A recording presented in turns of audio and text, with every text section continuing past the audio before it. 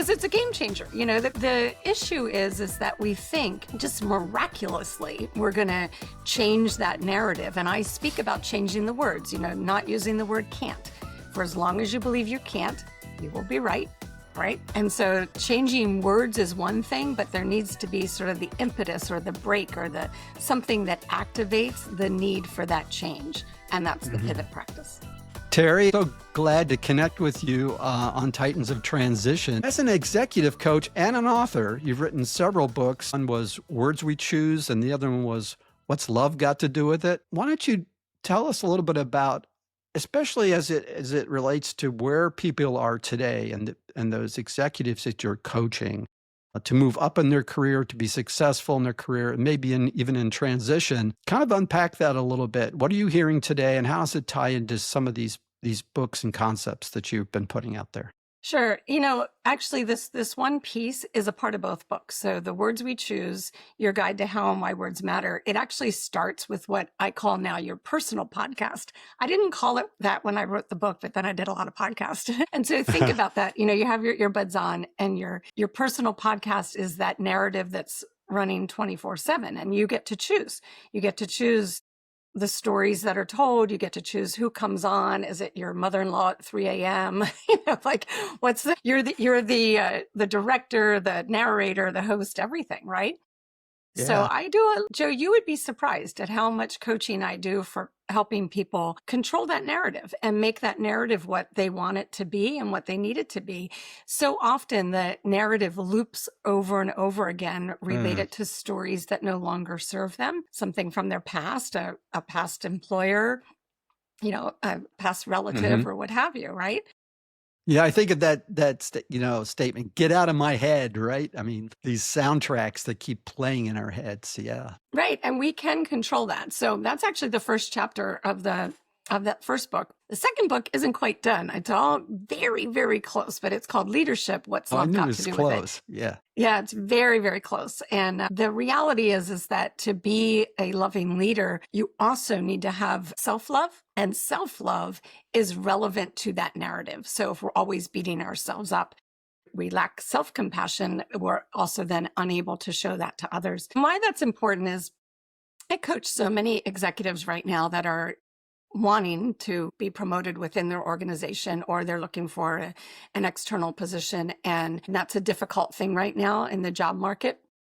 Well, imagine how much more difficult you're making it if that internal narrative is not serving you.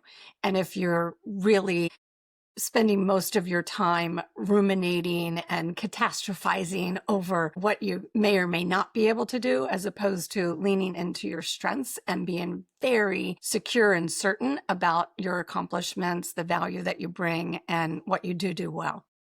Yeah, because that shows up, and especially whether you want it to or not, whether you're even aware of it or not, it shows up. And, all this discussions about being authentic and transparent, that people try to do that sort of as a mechanical tactic, but they're still not dealing with what's kind of under the surface.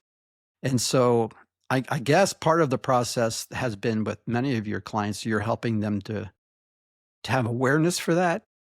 Yeah, I in the past, maybe let's say at least 2 years, if not 3, pretty much every client at some point when we start talking about some of the words that aren't serving them, some of the narratives that aren't serving them, I'll ask them, do you meditate? Do you have a mindfulness practice on a daily basis? And, some people receive that differently than others, but eventually, during the course of our time together, I believe just about everybody comes to see that some sort of mindfulness practice, stopping and really looking inward, serves them really well. And that's the ticket. That's the key. That's like kind of what unlocks their ability That's the unlock to tactic. have more control Yeah. over that narrative. Yeah. Yeah. That's cool. That's cool. So give me some, if you can, give me some examples without obviously naming names of where that has been a real aha moment for one of your executive coachees. Absolutely. I actually have recently had an executive that started out by telling me some issues that they had with another individual, like a peer, let's say, and I don't want to give too much away, but anyway, they had an issue with how a peer how they interacted with a peer. And the stories that I was hearing really made me pause and think, well, wait a minute, this person is accepting the information that the peer is offering them, and they're allowing it to denigrate them. The words that the peer is choosing is denigrating this individual's self-esteem, self-worth. And so we went into unpacking that. And the reality was this person didn't believe it for a minute. Like they were aware enough to say, it doesn't feel right and it's offensive to me. And yet the way that they were explaining to me very much was in a place of really not owning it initially. And so we started to talk about those word choices that the peer had, and we peeled back the layers of what the individual really did believe about themselves. And so they were able to then reiterate that over and over and stand in their own truth and stand in their own beliefs, and then in essence, stand up to what the conversation that needed to happen. And then that everything changed. As a matter of fact, the person was promoted, and it's all a beautiful story now, right? That's really interesting, because I think, there's this information coming in this case, I assume critical information, being critical of the individual. But one of the key, I think, attributes of really successful executives is their ability to listen and evaluate and act on the things that they should act on if they're in agreement with it, or get more information to make that assessment, and then move forward with it as a positive thing. But what often happens, I think, is you have this head and hearts thing going on, right? Yeah. So you have this part of your brain engaging with the information and saying it's not true, but then the emotive part is betraying what the language that's coming out when you're, and it's not true, and this is the reason. Oh, that sounds really good, but you don't really believe it because I can feel your emotion, feeling put down, or it's a ding on your confidence. It's causing you to behave in other ways that betray what you're telling me. So is that part of what you meant by that dialogue? Absolutely. And where it gets complicated is if the individual has this narrative or bits of the same narrative from the past, and then another individual here in this circumstance inserts more of the same, right? So I have no idea how I started seeing it this way. Well, actually I do. I took a neural mindfulness course, and I'm really liked, Joe, I tell you, I really can geek out on the neuroscience behind all this. But so I started visualizing. Yeah, I love it. So I started visualizing that narrative being a spiral, a downward spiral, and it spirals down and down and down. And what I learned from the neuroscience is that at some point, the easy way, I call it the yellow brick road. The yellow brick road is the easy path then. And sometimes in neuroscience, they speak about it as a record where you get in a groove and it goes around and around. Yeah. For me, yellow brick road, we know these bricks, we know this pathway, and we follow it along because we always have.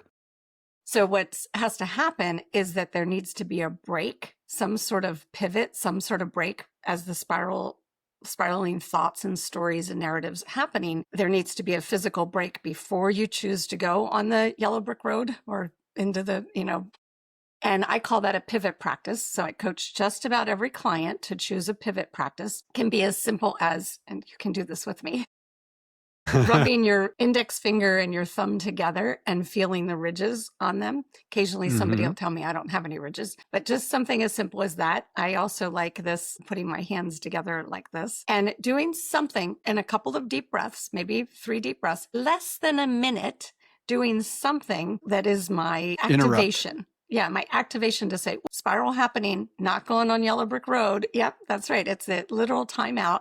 And I take those few breaths to reset and to send myself on the upward spiral in the direction of what's in my heart and what I do believe and what does serve me well.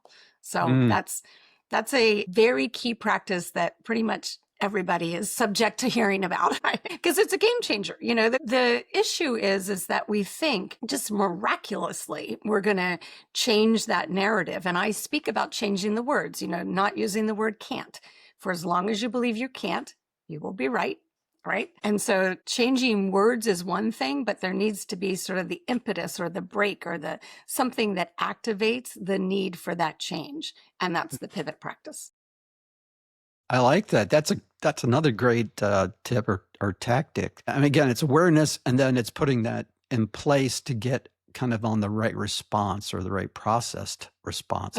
Maybe phrase it that way. I'm kind of well. The other thing you made me think about is you mentioned that there can be messaging that we get in could reinforce messaging we've had in the past, and maybe deepen those record grooves, if you will. And I think that's also something that leaders need to be very aware of, is not just be evaluating things in the moment as you are communicating to other people. It goes the other direction.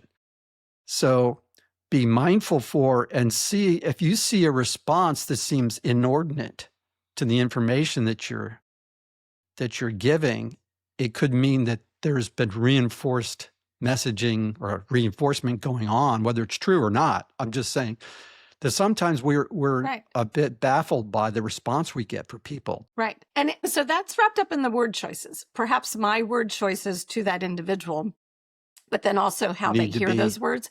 So let's talk for a few minutes about those word choices. Yeah, I threw out can't, right? And that's a stopper. But some of the other ones that people allow to be in their narrative, and then they squeak out in what they say to others too. So if my narrative informs that I probably won't meet my goal, or I might be able to do that, but not possible, if that's how I'm talking to myself, then that's how I'm saying it to others. In other words, I'm not certain and I'm not owning it. And particularly when leaders do that, when leaders say, well, we might meet our Q4 goals. And I think to myself, okay, will you or won't you? Figure that out, right? That's what we rely on the leaders to do. So abandoning those uncertain, wishy-washy words and just abandoning them and owning what you believe to be true. I'm a big fan of that. And again, it starts internally. If I'm a little wishy-washy about my capabilities and my strengths, then that's how it's going to be portrayed when I speak as well. I'll give you a couple of pet peeve ones as well. When leaders say, I think, or if they combine it all together and say, I think maybe we'll probably be able to string all those uncertain words together. Makes me a bit crazy. But I always think to myself, when a leader says, I think I'll be able to do that, or what have you, what goes through my head, Joe, is that's why you make the big bucks. That's why you're the leader. Yes, exactly. Right? So let's be a little more certain. So I intend to, instead of I think. Sometimes leaders will say to me, well, Terry, I'm the top executive in the room.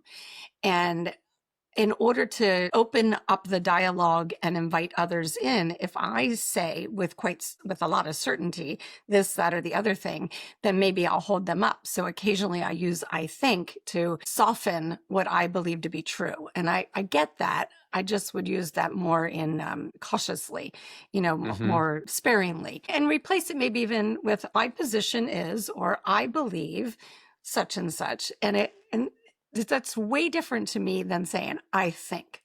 You're just really unsure. Right. Or given the information I have right now, this is my call, right? Which allows you to be, I think, honest about your assessment, because there's another side to this where, you're sort of overcommitting in a way, thinking about it in an interviewing context, for example, or just normal interactions, but definitely in an interviewing context, confidence is huge. And especially for a leadership role, you're coming forth and having all those passive words in place just completely erodes that you're the person, That's right. And yeah, go ahead. Yeah, I was just going to say, I'm guessing in your own coaching practice, in the last year, maybe 2 years, how often do you hear somebody say they want more executive presence? Is that a buzzword to you? I am reshaping one of the two communities I have right now and moving it from sort of a hosted monthly meeting and breakout sessions on technology leadership topics. And I basically said, no, this is like the director level one. I'm saying, no, we're going to make this a group coaching mastermind kind of an offering, and I would love to have you continue.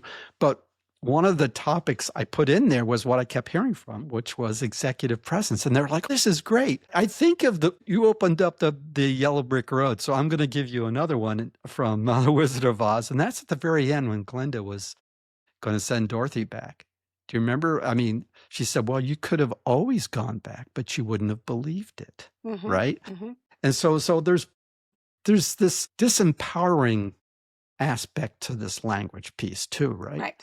Where That's they right. basically are taking themselves out of what they desire. So it's like, you want executive presence, you need to exercise, you need to act like an executive, and you need to deal with any issues that you need to deal with to make sure that's an identity you can hold and live into. Right. And so anyway, so there's a lot of or disqualifying kind of language that Right. happens. That's right. Yeah. Well, you made me think of that when you said confidence, that Yeah. people want more confidence. And that's a big component of having executive presence, right? So there's the gravitas involved in it. There's communication, how you communicate verbally and non-verbally and such. And then there's your preparation. Those are three key components to having executive presence. All three of those build confidence. There's some research about confidence, how some of the preliminary confidence work in your life is done when you're a child, things that are said to you and such. But you can grow out of that. You can do the work to grow out. If said event in your childhood was added a lack of confidence, you can grow out of it, right? In some cases, like for me, an example, I say this a lot. I say it in my book. I talk about it with clients. And from the time I was maybe 8 years old, my father told me I could do anything I wanted. And I believed him. So I had like that opposite. I had people ask me sometimes, well, how did you get so confident? And I go back to what started there, right? But all those other things, the gravitas, meaning that I learned and I seek the knowledge and I want to go deeper into different topics. And then I want to be perpetually prepared. And I'm a student of communication. So putting all those things together continually adds to my confidence. There's no pixie dust or Glenda's magic wand, right?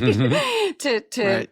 If there was, I would tap that wand on everybody to help them be more confident, from the highest executives I coach into the people just starting out. But that's not the case, unfortunately. And so how can I help them? I can help them by thinking about the strengths that they do have, the value that they do bring, the words that they choose for themselves, and when they're in conversation with others, and choosing ones that are supportive and uplifting. And yeah, that's the pixie dust. Yeah. Another point that I guess in your new book that you're almost done with, what's love got to do with it? So what does loving leadership look like in a high stakes corporate environment? And how does it help people navigate career transitions? Yeah, it's an excellent question. So again, it starts with the self-love. And when I say self-love, I mean being very much in tune with your own values. It's striking how often I ask individuals, what are your top 3 values? And they go, It's wild. not so sure, right? Yeah. And so let's start there. And so what are my personal values and how are they aligned, or are they aligned with the organization's values? And so that's the kind of, for me, the place to start, and the alignment there. And then if I'm a leader in an organization that, let's say, says, we're going to downsize and we're laying people off, how do you do that in a loving way? And so the loving way is to share the information that you do have, to connect at all times, to connect what you're sharing to a value or the overall mission of the organization, and to do it in a considerate, empathetic way.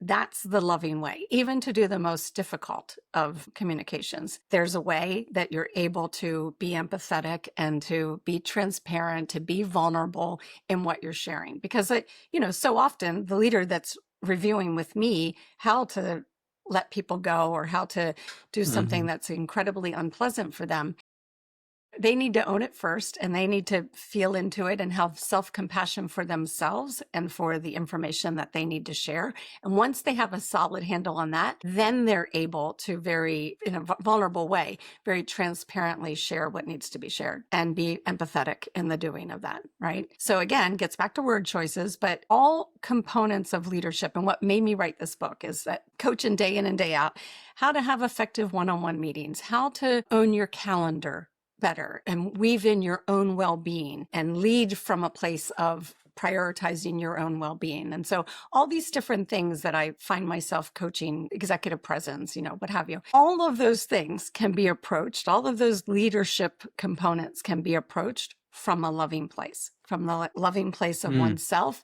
and those that you serve. And so that's what the book's about. That's I can't wait to have it on my shelf. You made me think of a personal example about when you're talking about letting people go.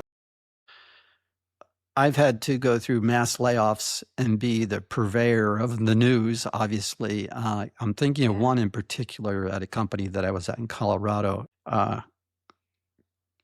It was like 800, close to 900 people in the company, and I think they got down to less than 100 in the first pass, and completely gutted my group. And we had 3 waves of layoffs where I was given this many people have to go, wave 1. Another week later, there was another one. Another week later, there was another one. And I remember I think it was the second one of the people that worked for me was a woman, and she was like, it was brutal because she was a great employee, but I just, and I used the sort of 2-hat conversation. I don't know if you ever heard of that or not, but I basically said, okay, I have my boss hat on now. And I gave the information, communicated the information that she was being laid off and, what the company was providing in terms of severance and things of that nature. And then I took the hat. I said, I'm taking my boss hat on and I'm putting my friend hat on or whatever. I can't remember how I phrased it. Just to show her that I really felt for her. And I knew that it was more brutal for her, but I said, this is not easy. Right. And I want you to know that if there was any way I could avoid this, I would have done it. That's right. But I can't.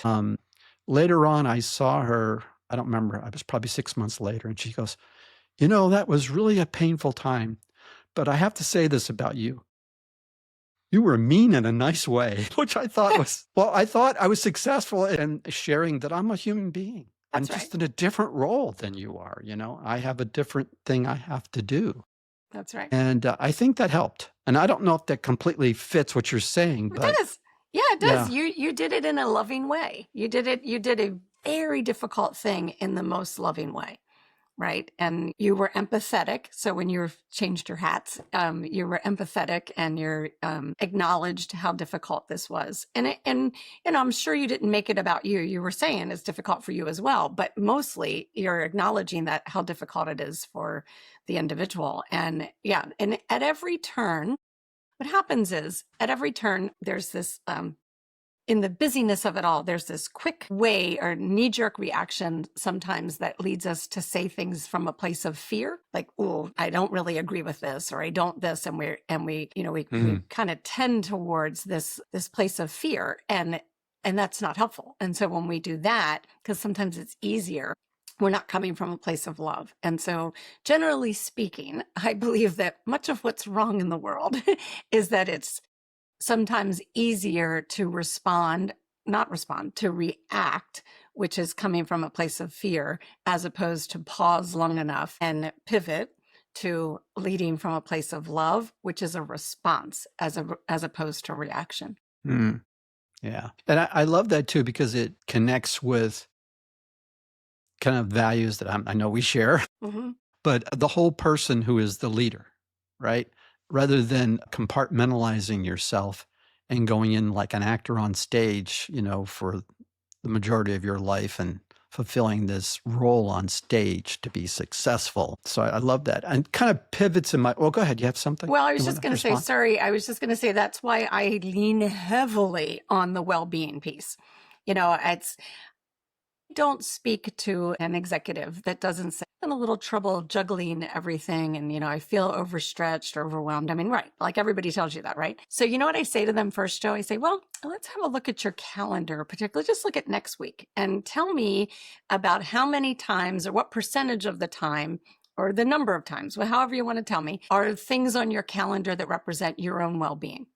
A walk after lunch, a workout in the morning, or what have you. And again, they look and they go, "Blah, blah, blah, blah." And so, okay, so then what we're saying when that's the case is we're actively choosing not to prioritize our well-being because we live by our calendars. So if everything on that calendar is a priority and well-being isn't on there, what's Yeah. that say? Right? Well, to me, it says the person doesn't have a foundation. I hate to put it that Right. way, right? Right. So that's what I was getting at, is that it starts there. And so I'm on this mission to help leaders really weave very tightly their own well-being, which then transfers to the well-being of their team, but their well-being with their leadership style and how they turn up as a leader. It's all intertwined, and then they're more apt to be able to be a loving leader and lead from their heart. Yeah. Boy, and I think we're sharing stories, but I've had a couple engagements where people I've coached have been struggling. They're not seeing their goals being fulfilled. They're not seeing that they're being promoted or that they're moving forward. And I ask them similar kind of questions. It's clear to me that they're reacting to everything. Mm-hmm. And so I tell them, I said, okay, the first thing you need to do is you need to block off some time at the beginning of the day for yourself to think about and draw into your longer range vision things you need to be working on today, and then do it on a weekly basis, that sort of stuff. And I often have to repeat that assignment multiple times. Yeah. And then, I didn't have time. I had a lot of stuff going on. And finally, to be honest with you, on a couple occasions I've said, I really can't help you until you do this piece. I said, it's got to start here. If you're unable to block off some time for that reflection and for that level of self-care, you're calling it self-care, self-work, work on your own stuff, then you're really telling me you don't want to move forward. Right. Because I'm not asking for a lot here. And That's if right. you can't carve out this much, there's nothing I'm going to be able to offer or reflect back to you that is going to move the dial much, Right. Yeah. I'll take that a step further and say they're actively choosing. By not doing it, they're actively choosing to not prioritize their next steps. Right? Because you're And I giving them the usually tool. say, Yeah, go you're ahead. giving them the tool, and you're saying, this is this thing, do this thing, and we'll start, launch ourselves forward. And they're actively choosing not to. So I usually suspend. My engagements are for a certain period of time, like a 3-month, or otherwise I can't. You're not serious. And then I'll say, okay, well, you've got a few months left. So call me when you're ready, when you've started this. And I'll be glad to pick up. But right now we can't meet. Right. No, I hear you. It's everything and that sometimes is the bigger change, is the perspective the person has to put themselves first. Like there's sometimes they're Why is that so hard? That. I don't know. Well, It's a good maybe question. it goes back to, we can get a little bit psychological here. Maybe it comes back to the conditioning we Right. have in our early years, where we get directed, we get our view of ourselves input to us from externals, right? And then we get habituated to that cycle. Yeah, well, you're just making me think of one of my other words that I didn't mention earlier, should. Woulda, shoulda, coulda. Okay. Should. Well, we get stuck in what we should do, or that we shouldn't prioritize ourselves. Like that conditioning that you're saying is that should thing really holds people up. Should or shouldn't, either way, right? That I shouldn't be prioritizing myself, or I shouldn't spend time in my workday to, carve out and think about or strategize on these next steps. I mean, as simple as this. Some executives go meeting to meeting to meeting to meeting, and they think that they shouldn't block time that somebody might put another meeting in, 1 hour or 90 minutes or even 2 hours, to do the work born out of all those meetings they've had. All right. We're going to have to go there. You just pushed my button. So that is, I've been retired now for 6 years. So But I mean, for so long, and it's still going on, obviously, the calendars get so full and you go from one meeting to the next and the status updates are BS because no one's had any time to do any work, right? Right. Right. Right? So you just keep kicking the can down the road. Yes. And it's like, what is the purpose for meeting? You know, Right. it makes Yeah. no And then you sense meet at again and you all. repeat. Yeah. Yep. And so, people just make commitments that aren't real without any, and they hold commitments. They can't possibly get them done. Or if they do them, they're burning the midnight oil or something. Right.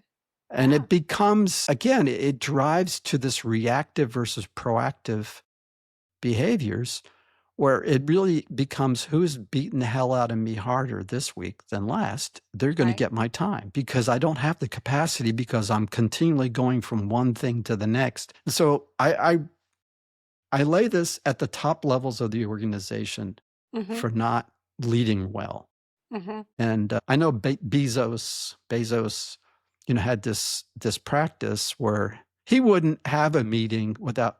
First of all, wouldn't engage in meetings that often, I believe, but he had that practice where the information that was supposed to have been read before the meeting would be laid on the table. Everyone, you wouldn't talk at all for like the first 10 minutes until you read the information, which was, I guess, a compromise.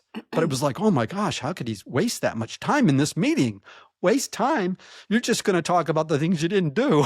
Right. Right. You didn't even, yeah. Anyway, so Right. Well, meetings is a big issue. here's my meeting feedback, and this is the loving way to approach meetings, right? Well, first of all, I'm a fan of the 25-minute meeting instead of 30, so you Yeah. have that 5-minute transition, and then 45 minutes, 50 at the most for the other meetings. And if I'm coaching an individual at a very large organization, I don't imagine that they're going to change that for everybody, but they can change that for their team and they can start creating a better practice. So there's the timing of the meetings and then blocking. I personally block 15 minutes between each meeting. Well, that's easy enough to do. If the meeting's 45 minutes, then the buffer is the 15 and I go to the next one, right? And so what do I do in that 15 minutes? I really do recap my notes and see what maybe even put in my calendar next week an action item related, block the time, action item related to this meeting. So I'm doing that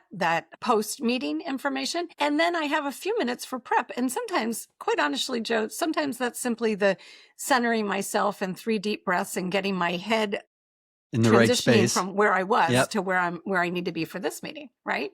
And it's nutty that that's not the norm. No. Yeah. No, it's like we're on public transportation and the bus stop is people come on and we have a new meeting, so it's like going from one to the next. But anyway, that was our segue into meeting frustrations. Career fulfillment. So people often talk about success and, the externals, the achievements, the promotions. How do you get into the topic of fulfillment? Because my belief is that people are all at a subconscious level, maybe some conscious, really looking for fulfillment, Mm-hmm. but they're chasing other things, hoping that would give them fulfillment. Mm-hmm. And so sometimes, especially in mid-career, I find people are kind of they get to this point where they're like, even very successful people can go, yeah, I'm burned out. And they're thinking there's something that they're doing wrong, but they're really like pushing this rock up a hill and it's just, they're worn out. Well, I don't know if you use this tool as a coach. It's very pervasive online and I've modified it to be sort of the Terry Short way. And I'll explain why. And it's the wheel of life. Simple wheel of life. I don't know if you've used that, but for your listeners, you have this wheel. And if you look online, it says cut the wheel into 8 slices. And the slices are going to be the areas of your life that are important to you. Terry Short says, well, what if I have 6 or what if I have 9? I get it that it's easier to cut the pie into 8. but maybe I don't have that many. So I abandoned the actual number. And then the other thing is that some of the online versions, they tell you what the individual segment should be. And I'm not a fan of that. I think that it's different for different people. So an example would be the difference between putting one of the segments as religion or spirituality. You know, Mhm. it resonates differently with people, right? So I have people start there. So what is it? What is it that makes up their wheel? And then, zeros in the middle, tens on the outside. And so where would they currently say they are tracking? And so if they say they're a 5 for financial Mhm. health, and when do they want to be a 10 or a 9? And so then let's make some goals around that. And so the doing of the wheel helps identify what fulfillment might actually look and feel like. So that's where I typically start. And that's a part of Mhm. the new book too. Yeah, and that is by the way you've constructed it, they're essentially I'll put this as a sort of a backward as a vision, backward categorized vision backward to today, then looking at the gaps and putting plans in place to get to where they want to be. Yeah. And in the space and time where they are, it typically generates a 3 to 5 year plan. So for example, the young leader with two small children might say finances are at a 5 and it's not realistic for them to be a 10 for, I don't know, maybe decades. It's Yeah. like, so that's okay. So it's like that is what it is right now. And so don't worry so much about that, or worry just enough to get it to a 6 or what have you. So it ends up being a very realistic look and conversation. I mean, I use it as a part of the coaching conversation for them to settle into what fulfillment right now might be, what fulfillment in 3 years, 5 years, 10 years might be. Typically is a little more realistic, and it helps people settle down over the angst one can feel about being fulfilled. Right. It kind of gets into that whole work-life balance thing in a more realistic conversation that's more grounded. The other thing I think about in relation to this fulfillment piece is recognizing, and you're talking about being self-aware and doing that work, but recognizing your innate strengths, abilities. I use the word gifts because I think they're given. I do often find a disconnect between career choice or direction, future direction that my coachees are looking to go to versus what I sense is their temperament and their gifting. I don't know Yeah. if you expose any of that or they have those kind of conversations. I think it could be very powerful because they, first of all, give them permission, well, discover or reaffirm and give them permission to take a different path that, Right. you know what I mean, to make a Right. pivot, career pivot. That would serve them even better, right? Yeah, So I always talk about what I call evidence to the contrary. That's kind of what you're that's saying, right? right there. So Yep. they holding on to this one thing, and yet there's evidence to the contrary. And it goes both ways.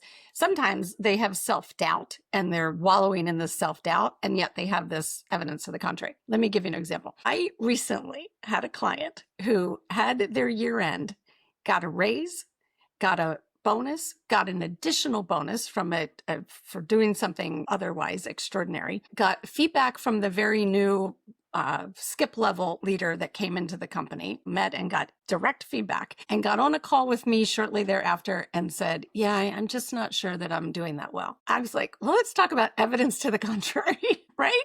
So it goes that way, that it's Yeah. that the We don't talk one, about that often. That's good. Yeah. right, and then it goes the other way where they're holding on to beliefs in strengths that maybe aren't serving them any longer, and they have evidence to the contrary that they would be better served moving in a different direction. So I spend time peeling back the layers of what that evidence might be. Yeah. That's good.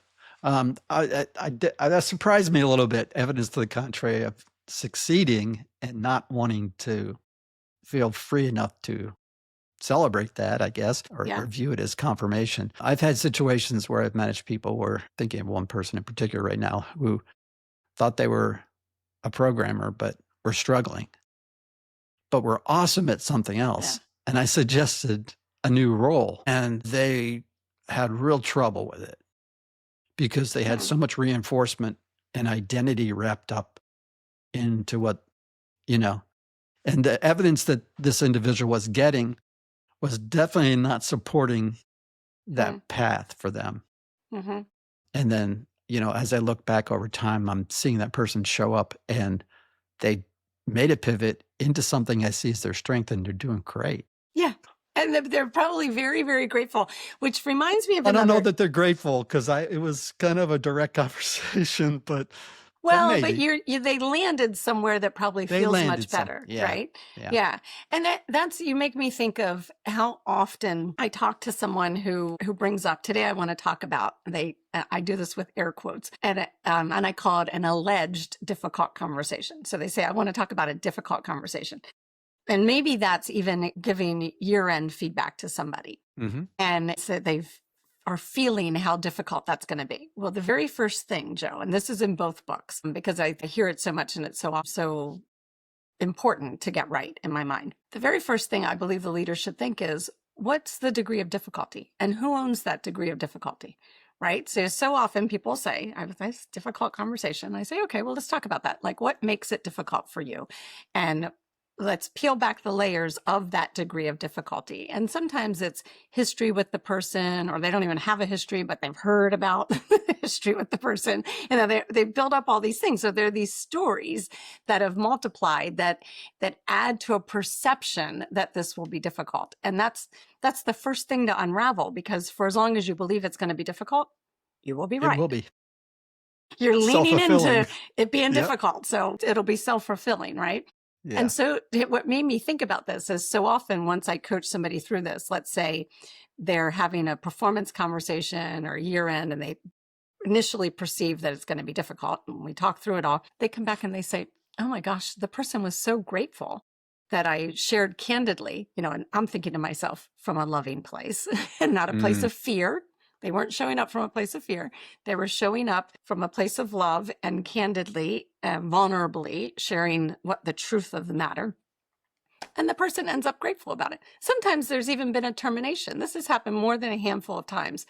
To me personally, having to terminate somebody, and to clients that I've coached, where the terminated person eventually comes back and says, it's the best thing that ever happened to me. And, Mm. thank you for how you did it. And that I didn't like it initially. Nobody likes to be terminated, but I'm on the upside for sure. And that's all good. That's a very timely little snippet there because people are getting their feedback right around now in most companies. Yeah, so that's good. So people listening in should really lock into this. Try to listen to the feedback in a genuine way, and if you're presenting the feedback, try to do it with humanity and with love. Well, Uh, uh, You know, I'll just say this: a lot of leaders, I'm thinking about my time in high tech. Most of the time, it's been biotech and pharma, but high tech in particular, the whole. If you said that into some environments I've been into, they would go, "Oh, get away from me with that soft and squishy language," it'd be like GE talk, let's yeah. carve off the bottom, and so yeah, having that mindfulness to try to benefit from the feedback if you're receiving it, take it in, evaluate it back to where we started at the very top, right? And listen and try to kind of what was it this? Yeah. You're Yeah. yeah, Yeah. yeah. Just feel into And it. Feel yeah, towards the more yeah. positive. Yeah. And if you're doing the communication, be sensitive and do it from a place of love and care Yeah. and wanting to a person to succeed. Yeah, and here's how I get people there. This is another one of those ones where I go, I'll say, tell me about the best annual review you've ever gotten and what was so great about it. And I get this. No, I don't have an example. I've never had a great one. I hear that so often, at least half of the time. And I'll Mhm. say, okay, well, had it been the best evaluation or annual review you've ever had, what would have been the key components of it? Like what would have happened? And then they tell the exact things that I'm encouraging them to do, and the ways that I'm encouraging them to do it. And even if it was different, they'll say, even if it's something that I didn't do well, I want to hear it in this manner, or I want to hear exactly what I could do, and I want specifics and this and that. And here's what I say. Well, 10 years from now, when I ask your direct report, should I be coaching them? Or somebody, or Joe Miller, ask your direct report, what's the best annual review you've ever had? I want them to say you. And what's it going to take for Nice. them to say you? Yeah. Right. Yeah. And then they go, oh, yeah, okay. And they can think about it in that manner and not be fearful about it, but be confident and concerned enough about doing one of the best reviews ever that they lean into a loving way to do it. It's awesome. It's great stuff. Boy, what else should we talk about? I mean, we've touched a lot of things. This has been great. I think oftentimes people who are on the outside of the coaching industry may not really maybe take a few minutes and talk about what coaching is. Because I don't know if you get this, I get a lot of confusion at times early on when people are considering doing coaching. How much they often want to have domain knowledge, which is, to me, maybe you're asking for mentoring or something else. They're often, just give me some advice or give me the cheat code and based on your experience. So let's talk about that a little bit, because people may want to engage you. That would be lovely. Or a coach in general, based on our conversation. Yeah. So I tell every new client this story, and I've actually written about this before. So if you're learning to ride a bike, the mentor would come along and the mentor would say, let me tell you about the bike that I chose and what performance I was looking for. And let me tell you how it served me over the course of my career. And let me introduce you to some people I've met along the way. Let me tell you why I went this way on the trail as opposed to that way. And it would be very much based on their experience. The coach would come along and say, let me ask you a gazillion questions that gets at the heart at of what performance you're looking for on the bike and what will matter to you. And let's talk about the potential paths in front of you and what appeals to you with this path and so on and so forth. But asking questions, what and how based questions to get at what's important to them. Then the therapist would come along and say, Joe, let's talk about what's happened in your past that's preventing you from riding the bike. Yes. Right? Yes. And they might even ask how it feels to ride the bike or to move in this path or that path or what have you. So I always start with that, the difference. On top of that, I think what really the hurdle that I believe we coaches have been still getting over is that is a decade ago, maybe even as early as 5 years ago or as recent as 5 years ago, coaching was almost exclusively used as a performance improvement. Yeah. Right? So like, you're not doing well, I get you a coach. Yeah. And right. It's not like that anymore. I mean, No. Thank God. It's a way to elevate your performance for sure, but in a positive, supportive way, not because you're particularly doing anything wrong. So luckily for we coaches, top executives and top organizations in this country get that and are now sort of trying to offer coaching at various levels so that people can grow as they go. One of the things that I say in my book is that I'm on a mission to help people be sage at any age. And what I mean by that is that you don't have to wait until you're the VP. I mean, you're actually in trouble if you wait till you're the VP to learn some of these leadership, capabilities. And so get these practices in place when you're the evolving or emerging leader, and you'll be better off and you'll be sage at any age. Yeah. I really like that. I'm glad you brought in the therapy thing on too, because I think sometimes there's a tendency of people to because a lot of the coaching tends to be non-directive and you are asking questions and people the coach needs to be careful to stay in their lane for sure. But right. I think the coachee sometimes might be a little confused thinking, are you taking me down one of those kind of paths? But I also think about it as sort of a thinking partner, a trusted, confidential thinking partner who has experience with growing, helping people, and reflecting what they see.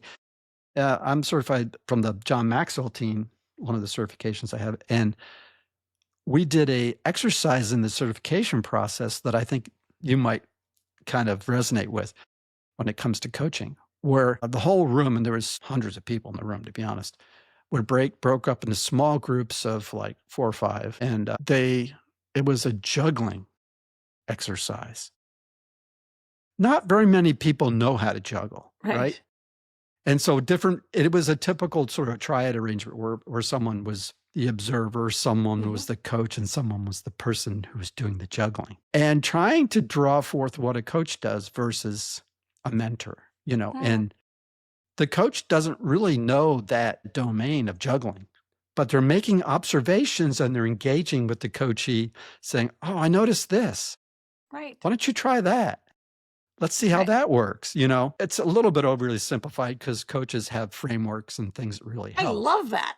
Yeah, It I was love it. crazy exercise. And actually, it was very chaotic. The balls were going all over the room at times. But, uh, there was some experiences where people said, "Hey, I actually made progress." And it was Right. always like 45 minutes. Yeah. Wow. Yeah. Well, I love that. And I bet you the mentor, I don't know if you got this far, but the mentor would say, I know how to juggle and let me show you Yeah. how I do it. Yeah. Right. And, Yeah. show Exactly. you. Keep your Right. eye here, blah, blah, blah, whatever. Yeah. I don't even Right. know. Yeah. I love that. I'm going to use that again if that's okay. I'll give credit where credit is due. It was Christian Simpson who was doing the coaching certification with Maxwell at the time who did that exercise. Well, this has been great. I just don't want it to end. Let's Me see. What neither. else can we? Well, let me ask you this question, and it'll help us cap it off kind of in my standard way.